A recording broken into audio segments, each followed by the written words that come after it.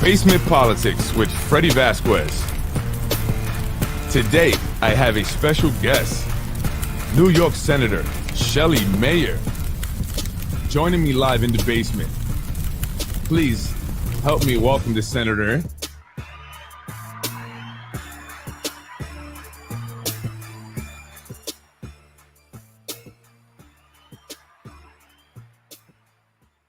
Good afternoon, Senator. How you doing today? Thank you for joining me. Thank you for having me, and everyone calls me Shelley, as you know. Shelley, Senator Shelley, or just Shelley? Senator, just Shelley. Just Shelley? Well, Shelley, thank you for joining me. It's an honor to have you on my show. I've heard a lot about you, nothing but great things. I think you're the one exception to the rule, where nothing is negative. But I want to thank you so much for coming on the show. It's a pleasure to have you, and it just helps show the world that Freddie Vasquez is legitimate, and I have a senator here on my show. Thank you so much. I want to just talk a little bit about your background and get into that really quick. Born and raised in Yonkers, correct? Received your bachelor's at the University of California, Los Angeles. Really? Yeah. I love LA. Did you love it when you were out there? My sister was there. I went out and stayed with her. Yeah. Do you often go back to visit? I unfortunately, because of COVID, I did, because she and my brother-in-law got very sick. So, but I love LA, and it was a wonderful place to go to school. I guess I wanted to go far away from Yonkers, so I did. Yeah, we love LA too. We go often, but after the pandemic, we haven't been able to get out. But we love it very much, very much. I just want to get into your early career also in politics. Right, you started out in the Assembly, 2012, correct? You were in the Assembly. Tell me a little bit about your time in the Assembly. Well, just so you know, Freddie, going back, I ran in 2006. For the Assembly, and ultimately ended up running against Mayor Spano, who was a Republican then. I've been a Democrat all my life, and I came close as sort of someone people didn't know. I think I did much better than people anticipated, and the mayor won, and then he changed parties, and later when he ran for mayor, his seat became vacant, and I ran in a special election 2012. I loved the Assembly. I only had Yonkers, and I was all Yonkers all the time. So whether it was fighting for schools every year, getting the money to rehab every public housing unit in Yonkers, which I fought to do, working on a plan to rebuild additional schools, which required a complicated set of new legislation, fighting for additional Beeline bus money. Yonkers was my bread and butter, and I just did my best. I'm very much a team player. I'm not in for the show. I like to work with my colleagues. I think you can get things done that way. That's my style. And so I pushed ahead. I became not only in the Education Committee, but the Speaker, Paul Hasty, put me on as chair of the Subcommittee on Students with Special Needs. And I began to draw attention to the special schools that are outside the public school domain, but really are funded by the public, which hadn't gotten any increase in years. And we were able to draw attention and finally start getting them money. So I loved my time in the Assembly. I had Gary Pretlow also representing Yonkers with me. I worked closely with everyone, regardless of party. Once the elections are over, then it's your job to deliver for the people. Right. And while you're in the Assembly, said that you, again, as you mentioned, you were big on education, right? And particularly with these special needs students, and you're still big on education. You entered the Senate in 2018 in a special election, correct? Yes. And while in the Senate, you were asked to also be the chair of the Senate Education Committee. Tell me a little bit about that and why you focus so much on education, which is important, but why do you take on that focus? Well, one, I was honored to be asked by the leader, Andrea Stewart-Cousins, to be the chair of education. And, I had a unique experience. I represented a city with very many urban problems. That's Yonkers, you know well, Freddie. Yeah. On the line of the biggest school district in the United States, the city of New York. And I was very comfortable having lived outside of downstate New York. I lived in Buffalo after I went to law school. My husband is from a rural part of Western New York. I traveled around all the counties. I really had I have a deep passion for the idea that education is the path for every kid. And the path to achieve the best of America really is having a quality public education system. But you got to fight for it. It doesn't just come. And if you're in a wealthy district, it does just come. But if you're not in a wealthy district, it requires fighting. So one thing the leader did was so wise was to create a special committee on New York City schools that's chaired by my colleague, Senator John Liu from Queens. And we work very closely. But, you know, I guess it speaks to my belief. And also what I've seen in my years is that you take a kid who has fewer opportunities and give them the best of opportunity through school, whether it's a great teacher, arts, sports, music, intellectual growth, social growth. Kids can just flower and go on to meaningful lives based on a really quality education. But it doesn't come without a fight, like most things. Absolutely. And I agree 1,000% with you. I'm actually an example of that. I grew up on Southwest Yonkers on Buena Vista Avenue, very poor, grew up on welfare. I was actually born in prison. My mother was incarcerated when I was born, but I was taken out of Yonkers. I went to Oklahoma, where the school district there was amazing. It was amazing. It was a public school district. And that's when I kind of got myself into gear and I said, I need to do things. And I had a lot of opportunities to end up where I am at today. So I agree with you. And you fight and champion to make sure that all schools, regardless of the zip codes that they're located in, are top notch, are just as good as the ones in Scarsdale or in other zip codes in Yonkers. You hear a lot about parents looking to get their top 3 choices right, and everyone's scrambling and fighting for the one school or 2 schools, but they should all be just as good, and parents should not have to go through that. So I respect that greatly about you. Let me just add one thing on that. Sure, absolutely. I work very closely with the trustees and the superintendent, the mayor, the teachers, and the parents.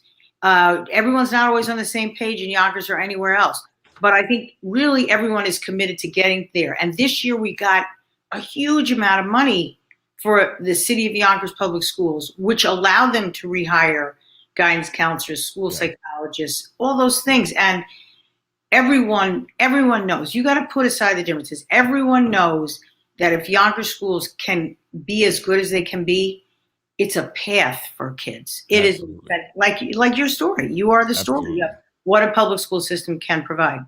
Absolutely. And just touching on what you mentioned about the money that Yonkers received, I believe it was Councilwoman Tasha Diaz who announced that they were adding more social workers and guidance counselors to the schools, which I thought was a great idea, particularly because the kids are coming off the pandemic and the shutdown, and that was very much a need for students in the public schools. I think that was great, and I love the fact that you support and champion for and fight for education.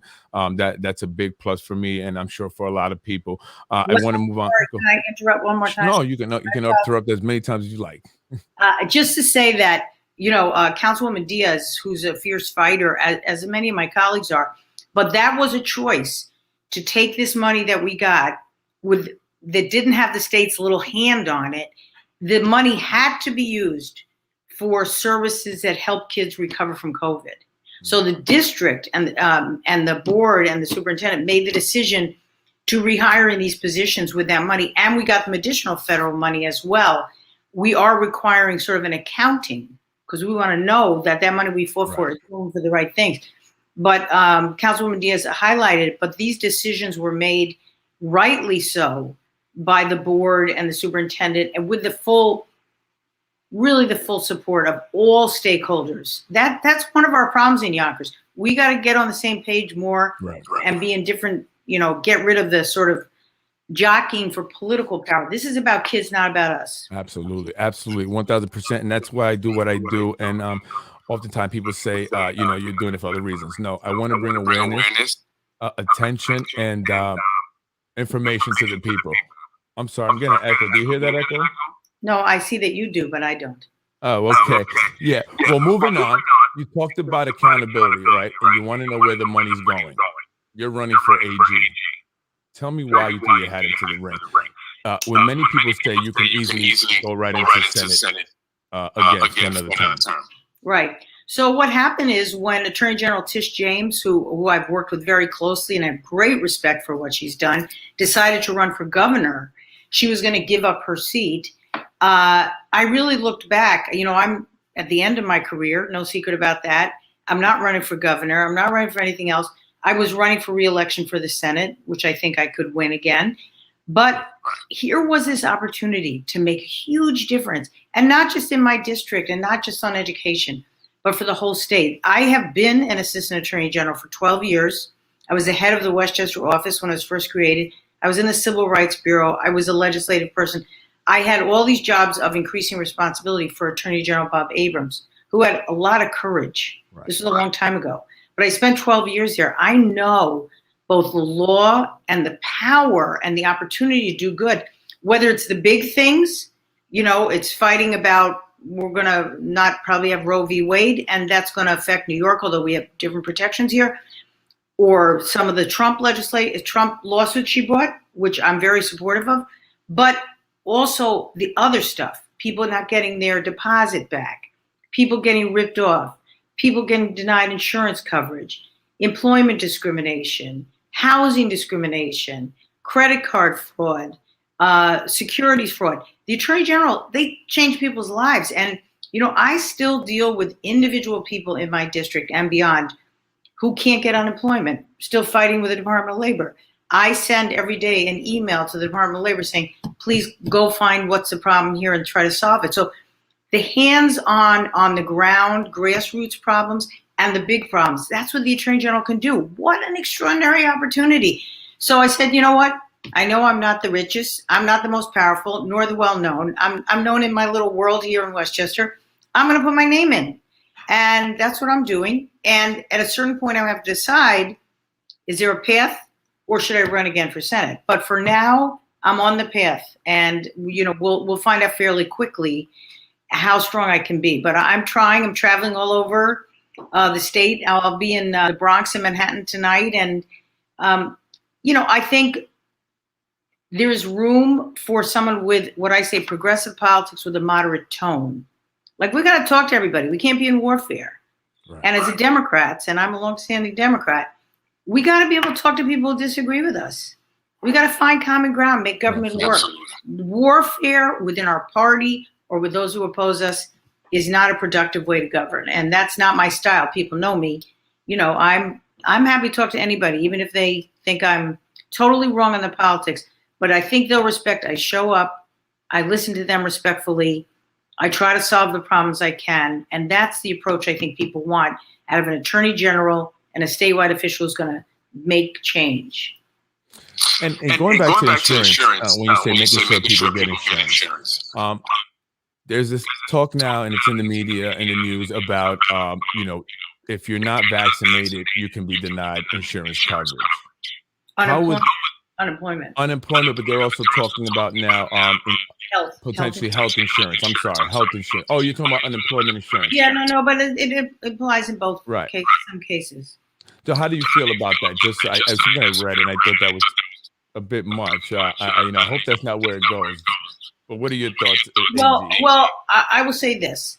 I think the mandatory vaccination policy, like in the city of New York for public employees, while there have been glitches and problems, overall, it's led to an incredibly high vaccination rate, which has led to a reduced number of spreading of COVID now, as we're getting worried about Omicron. But so I think there's value there. I recognize people feel it's an intrusion in their personal liberty. My nephew, I'm going to see this week, you know, is unwilling to get vaccinated. But, you know, your obligation is not just to yourself. We have a societal obligation. I'm very much a believer in that you don't only do what's good for Shelley Mayer. You got to do what's good for your neighbor, your community, your family. So I think you have to balance, to your point, Freddie, what is fair to be a consequence of the failure to vaccinate. And I know, for example, jobs which they required vaccination, like healthcare jobs, and you refused, then you didn't get unemployment, to your point. And I bet there are some employers who are going to say you have to be vaccinated to get health insurance because you're going to get sicker and it's going to cost more. And I just mentioned that I was out in California. My brother-in-law died of COVID. My sister got it. This is an illness that knows no boundaries of race and gender and age and wealth. But so I'm very sympathetic to really encouraging people to get vaccinated. And I think the goal of some of these incentive kind of programs where you get denied things is to push people. Yes, you need to balance. I get that. And I deal with many people who are unwilling to be vaccinated. But I think as a society, we owe an obligation that's bigger than our own self-interest. And if you don't want it, I'm not sure I understand why. I respect that people have different opinions, but you don't want to get other people sick either. Yeah, and Westchester, I just would say, is doing exceptionally well. Over 90% of people eligible have had one shot.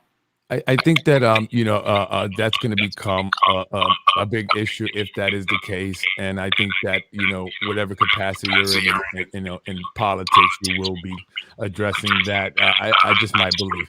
Moving back to education, if you become the new Attorney General, how will that impact your work in education? Well, one is someone else would run for my seat and hopefully win, and then it will be up to Andrea Stewart-Cousins to decide who is the new chair of Education Committee. But the Attorney General does have authority. Like there's several cases of acts that take place in schools. For example, recently on Long Island, where a principal and superintendent were accused of sexually harassing and basically abusing a number of young women in the school. And nobody in the school district did anything. The Attorney General, to her credit, entered in. There's been cases of swastikas and hate signs in schools. And the Attorney General comes in and forces a conversation. Sometimes in an elected school board, even an appointed school board, they're reluctant to do the things that are hard. You got to do some of the things that are hard. So as Attorney General, you don't have express power over schools, but you have authority to enforce other laws, state and federal laws. And when there is a possible violation, you got to investigate. And I'm not, I think people know me. I'm not afraid. I'm not afraid of the powers that be and what's popular. I'm very good. I got, I got my little compass that says what's right and what people expect of their top officials, which is to do what's right. Sometimes you take heat for it. If the heat is too hot, you're in the wrong business. You know this, Freddie. You get plenty of heat yourself. Yeah. You got to go with, reason, thoughtfulness, analysis of the law and the facts. This is a law job, the top law enforcement job in the state. And I am a believer that a society of laws is an extraordinary gift that we ought not to take for granted. Many countries in the world wish they had a system, as imperfect as it is, that works on laws. Well, you have experience, correct? From 1982 to 1994, you served as the Assistant Attorney General, correct? Tell me about that time. So, as I said, I started in the Buffalo office. I was a public advocacy lawyer. My first big case was on behalf of 4 older women waitresses at different Holiday Inns, because the National Holiday Inn said, oh, no, we're getting rid of these older women. We want young, sexy women in our restaurant because we want to attract, a different kind of clientele to come in. These women who have been there for like 15, 20 years, no problem. Everybody knew them. They knew whether you like your coffee black or with cream, whatever. Just out one day. And we brought a case. You're not old enough to know, but I went on the Phil Donahue show with these women in Chicago because they were so, those of us from Yonkers, we totally related. I totally related to these women. They were as real as could be. They gave their lives. They did their jobs well. And then one day they're just, oh, we don't need you anymore. Then I went to the Civil Rights Bureau in Manhattan in working on a bunch of both race discrimination, employment discrimination, and some of the big reproductive health care cases. I became the head of the Westchester office in 1985 when Abrams opened it. That was a great opportunity. I did a lot of cases with car dealers and other people that, were taking small amounts of money and not returning it, particularly to first-time car buyers. This is when Westchester was starting to get quite diverse, and the Latino community was moving here and buying their first car, and there were some really bad practices. I worked with the Car Dealers Association to change the way they advertise cars. I went on to do legislative work. I went back to the Civil Rights Bureau and ultimately became counsel to the Attorney General's Executive Committee. So senior level in the Attorney General's office. It's a fantastic opportunity to do good. Every day, a chance to do good. And with really smart lawyers and smart people. And I traveled around, Freddie. I went to almost every county with the Attorney General, many rural counties, suburban, marginal, poor counties, as well as all over the city of New York. So I really have a feel for what the Attorney General's office can do. And I worked with the national groups of attorneys general because they work on a lot of things together, Democrats and Republican attorney generals, on issues that affect people all over the country. You mentioned Latinos, and I recently did a podcast and I spoke about the population of Latinos, the Hispanic population in Yonkers, Westchester, but throughout the entire state of New York. Seeing as that's a growing demographic, you're going to have to, I guess, so to speak, look at some of the issues and challenges that Latinos and Hispanics face, particularly with the law and even undocumented Hispanics coming from the southern border. Tell me a little bit, what is your view in terms of undocumented people coming to the country and giving them some more of the, I guess, some people have an issue with the giving them some of the things that they like benefits that Americans would receive, and they say they're not documented, they shouldn't receive these benefits.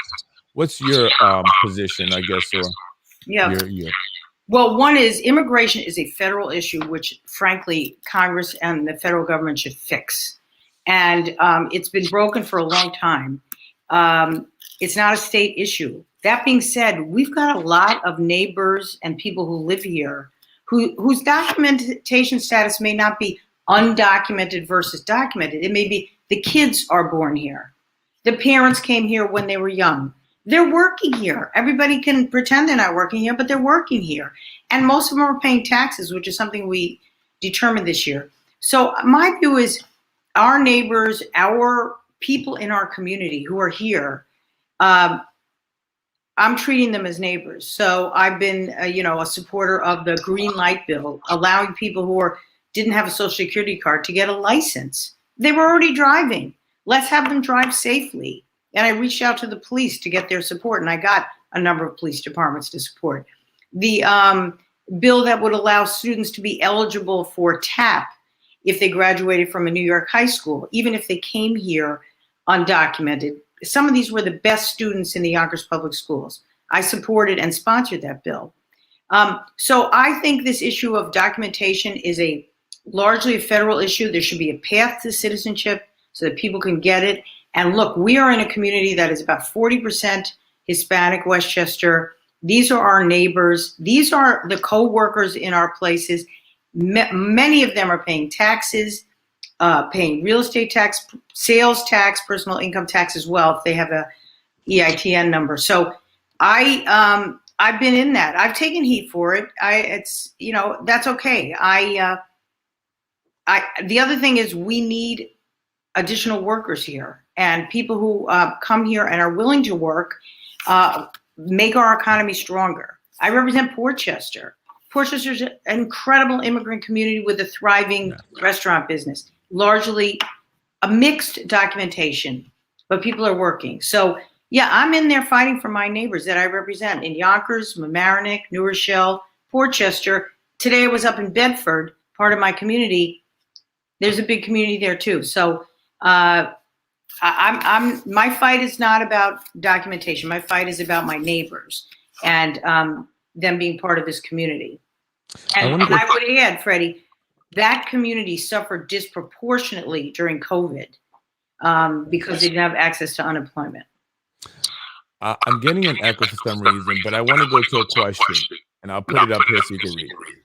How does she feel about bail reform? She feel in hindsight should have been services and mental health. Well, I'm glad, Carolyn, you asked this question. So I voted for bail reform, and bail reform was premised on this concept. My kid gets arrested for a low-level crime. Your kid gets arrested for a low-level crime. My kid, because they can afford $300 bail is out pending trial. Your kid, if you couldn't afford it, is in jail pending trial for a low-level crime. And the challenge was to identify those crimes that should be in that bucket of low-level crimes where how much money you had should not be the deciding factor. And I think that was a wise approach. In creating that list of crimes, I think we had shortfall. And in fact, I heard from the police commissioner of Yonkers and a lot of other people right after we did it that there's some additional crimes that should have been so-called bailable. In other words, you get accused of that or you get accused twice, a judge should decide whether bail can be set. So we changed the law to increase the number of crimes in there. And I happen to think we should increase it further. I think there are crimes that we deemed not serious, but in real life, they're serious and they're threatening. And we ought to give judges the power to determine if bail should be set. One thing I would say, though, is the press has taken every case where a person got released and said it was because of bail reform. Sometimes it wasn't because of bail reform. It could have been that crime was available for bail, but a judge or a DA did not request or did not set it, or they made bail and they got out and they did something again. So there's a lot of hyperbole, and we got to be careful to separate the fact from the media part. But I believe that we need to go back and revisit the crimes and broaden them to include those that I think should have been included in the first go round. But I also would say we shouldn't let this conversation just be sort of a political football. These are real people that we were saying a person who has no money, who gets picked up for stealing a knapsack, shouldn't be sitting in Rikers, when if my kid got picked up for stealing a knapsack, I would have been able to post bail. Let's decide which crime should be in there. And I happen to think we should broaden it more. I'm talking with the police, I'm talking with the commissioners, and I'll continue to be talking closely with law enforcement as well as regular people who feel understandably anxious about increases in crime. Some crimes have increased, some crimes have decreased nationally, not just in New York. So it's bigger than a bail issue alone. And before I let you go, and I'm sorry for everyone for the echo. I'm not sure why. I don't even know how to take it off. I hear you fine, Freddie. Oh, do you? Someone mentioned there was an echo. I did want to say there are going to be a lot of people entering the Attorney General's race. Yes. Right. You do have some experience going in, working as an assistant Attorney General and doing other things. What sets you apart? Why should you become the next Attorney General above all those who will be entering or potentially entering the race as well? Thank you for the question. It allows me to sort of sum up. I think there's three things. One, I have the experience not only in the Attorney General's office, I was the counsel to the Senate Democrats, supervising a big office of lawyers and others who advise Democratic senators on bills and legislation. And I handled the parliamentary aspects of running the Senate chamber 2007 through 11. So I've done those two things, and then I've been in the Assembly and the Senate. And I think I have an excellent reputation for getting things done and being what I call a team player, in the sense that I'm not a divisive person. Second, my style. I'm what I call a big tent Democrat. We're running in a Democratic race here, so there's only Democrats involved. I believe lots of different voices can be in our party and can be in the conversation. And we don't have to scream and yell and be in corners. We can agree on some things, disagree on others, but there's room for more people in this conversation. And we ought to be less ideological and more practical about what people need to make their lives better. That's why I'm involved in Democratic politics all my life. And that's what I think I do. So I'm in the big tent group. And third place, my tone is what I say. I have progressive politics with a moderate tone. We as Democrats learned some tough lessons on Election Day this year. I think that we need to win statewide and then be able to deliver. And I think my tone, which is, I'm not someone who yells. I believe in, like I did, defend my vote on bail reform. I feel fine about it. That isn't to say that, like most bills, you shouldn't go back and revisit or if there are changes. That kind of tone of solving problems and making people's lives better and fighting for every New Yorker and using the power of the law, which is an extraordinary tool to achieve justice. These are things that I think set me apart. And I hope that other people will give me the opportunity to get in the race and be part of this, very democratic process to pick the candidate that Democrats will run to be on the ticket for Attorney General.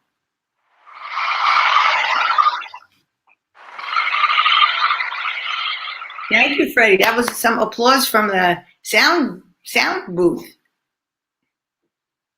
Now you're muted. You're muted on me. Oh, there I go. I muted myself because I'm hearing an echo. I'm not sure why. But there you have it, folks. Senator Shelley Mayer, New York State Senator Shelley Mayer, who will be running or is running for Attorney General here in New York State. You heard what she had to say. If you have more questions and you'd like to learn about the senator, where can they go and find out some information online? Do you have a Facebook page, Instagram, a website? I have a website, Shelley for New York, I think is the name of it.com. And I have both on Facebook and on Twitter, I have a political page, Shelley for New York. So feel free. And, for my Yonkers friends and those that watch you here in Yonkers, it's truly an honor to represent this city and to work with my colleagues on behalf of the third largest city, but also a place with so much potential. And I'm very committed to doing the best I can for Yonkers.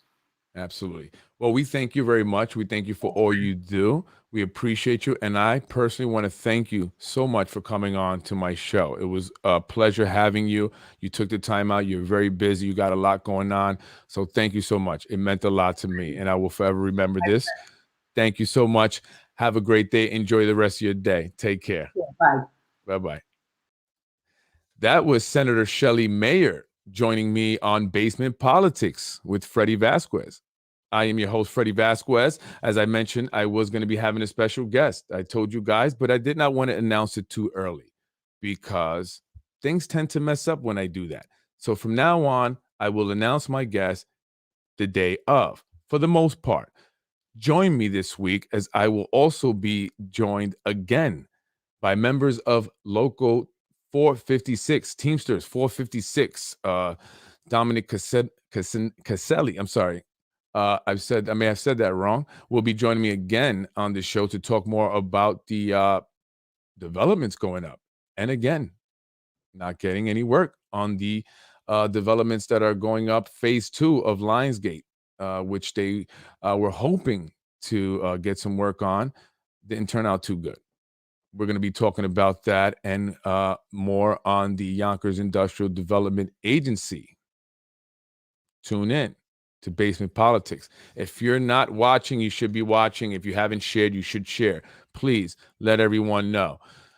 Basement Politics with Freddie Vazquez. Have a great day and enjoy the rest of your week, folks. I'm out of here.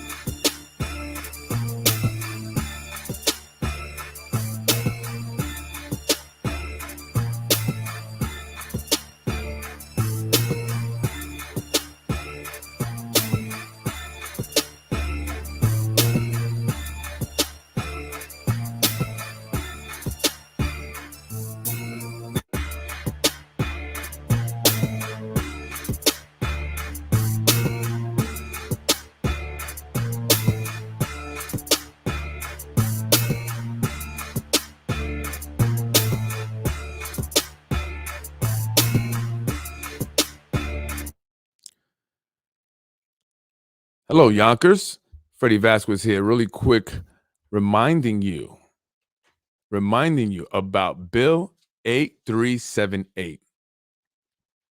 I almost forgot to tell you about that. That bill, if you don't already know, will mandate all students whether public or in private school, to get vaccinated in order to attend school. Now, this is not an anti-vax message. This is a pro-freedom message. If you want to get vaccinated, if you want to vaccinate your child, that is your choice, and I support that. If you do not want to vaccinate your child or yourself, that is also your choice, and I support that. We must support each individual freedoms.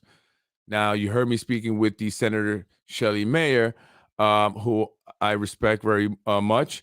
She did mention that she may be in favor for the mandates if that was to come down from, I guess, higher ups, national politicians, national policies, but that she would like to make sure that that was the right thing to do, and that according to the data that she's seen, it seems to have helped. Now, again, like many people who are going off data that they are seeing or reading, particularly on mainstream media, they are getting the same result or the same, they're coming to the same conclusion. However, I encourage everyone to do their own research. Don't just listen to CNN. Don't just listen to Fox News. Do your research. That's it. Go online and do a Google search. Spend a couple hours and really see all of the data. This is really scary. And I think that we're going to see big problems here if, or when, I should say, because it's coming, when this bill is passed. There are going to be many teachers who are not going to get it. Staff members are going to quit. What does this mean? Your child's education, even if you are someone who's vaccinated your child, it's still going to be having disruptions. Schools may be closed. And in fact, there was a school district, I forgot where they were. They actually extended their winter recess because of teacher and staff shortages as a result of mandated vaccines. So you have to think about these consequences that are going to also happen. It's not just about, okay, get vaccinated, everybody's vaccinated, we're going to go back to normal. No, folks, we're not going back to normal. Life as you knew it before COVID-19 is never going to be the same. We're never going to go back there. If you look at the vaccine passports, they are coming with lines for every dose that you take. So they're already preparing you for multiple doses. So if the first vaccine doesn't work, why take it in the first place? But that's your choice, right? Because what you're doing to yourself is setting yourself up for a lifetime need for these shots. You're going to have to get booster 1, booster 2, booster 3. You're going to live like that for the rest of your life because your body is going to be used to the boosters. They're going to be used to the boosters, and they're going to rely on the boosters in order to protect your body, to provide the immunity that your body already has. Now, this is going to be a problem, and I just wanted to mention it. There will be a rally for those that are interested in attending. There's going to be a rally this Sunday. It's going to be in the Bronx at 12. I'll get you the exact location. In fact, I shared the flyer. It's in protest of Assemblyman Dinowitz, Jeffrey Dinowitz, I believe, who is one, but he's not the only one, who is one of the authors of this bill, A8378. A8378. It will, again, require that all students, staff, teachers be vaccinated. But I'm talking about the students. Your children will have to be vaccinated in order to attend schools. So I'm not sure how many of you feel about this. I know a lot of people are in favor of vaccinating, but I also know a lot of people are not. But we're all going to have to deal with the shortage of staff in the schools. That's what's going to happen. People are not just going to get vaccinated. They are willing to lose their jobs at this point. I know people that are willing and will lose their jobs if that is the case, if they mandate everyone get vaccinated. So Just thought I'd let you know that. It's important to know this is not a anti-vax message. This is not a conspiracy podcast. This is a reality podcast. The reality is Bill A8378 is going to pass, and they will mandate that all children attending public and private schools, daycare centers, daycare centers, kindergarten, pre-Ks, all have to be vaccinated in order to attend. I think that's very important. It's very important information to know. What I find strange is that we don't hear about this in the news. We're not hearing about this. And I think it should be at least put out there a lot more. I've only heard about it because I've been doing my own research and through other groups of people who do not want to get vaccinated and are not going to get vaccinated. So I think it's very important, and it's going to affect our schools, and God only knows what else is going to happen. New York City has already mandated every one of its employees, all city employees, all municipal employees be vaccinated, or they're going to lose their jobs. Have you seen what's been happening in Australia? Australia is literally under martial law. It is under rule of a tyrannical government. They have curfews. If they go outside past, 8, 9 o'clock, they get arrested. People are being taken out of their homes and forced injections. People are taken to quarantine camps. Have you ever heard of the term or the saying, history repeats itself? Quarantine camps. This is a real thing. This is real. Quarantine camps. They are taking people out of their homes. Police are coming to people's homes and either telling them they can voluntarily get into the COVID cab, they call them. COVID cabs that will take them to a quarantine camp, or they can go in the police car in handcuffs. So